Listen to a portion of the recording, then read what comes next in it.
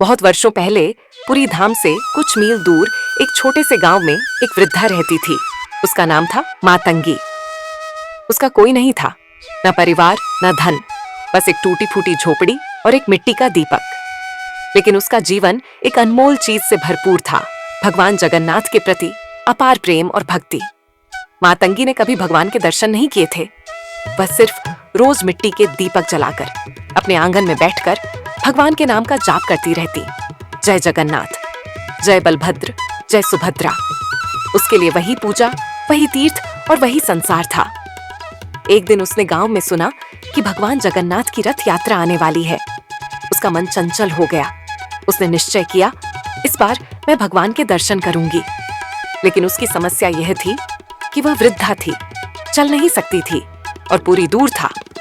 फिर भी अपने कांपते पैरों और एक लकड़ी की लाठी के सहारे वह चल पड़ी, धीरे धीरे, बिना खाए बिना रुके।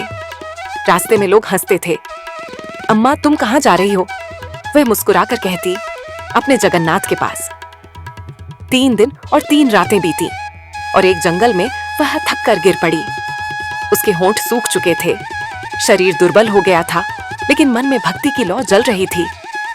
वह जमीन पर लेटकर बोली, हे प्रभु, लगता है अब दर्शन नहीं हो पाएंगे, लेकिन मेरी आत्मा आपके चरणों में पहुंच जाए, यही मेरी अंतिम इच्छा है।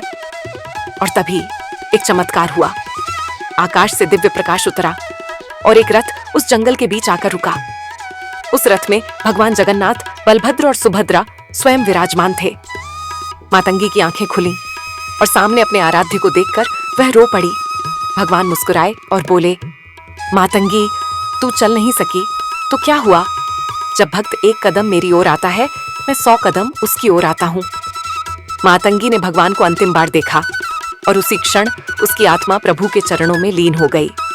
सच्ची भक्ति स्थान, समय, साधन नहीं देखती, वह सिर्फ प्रेम और समर्पण जानती है।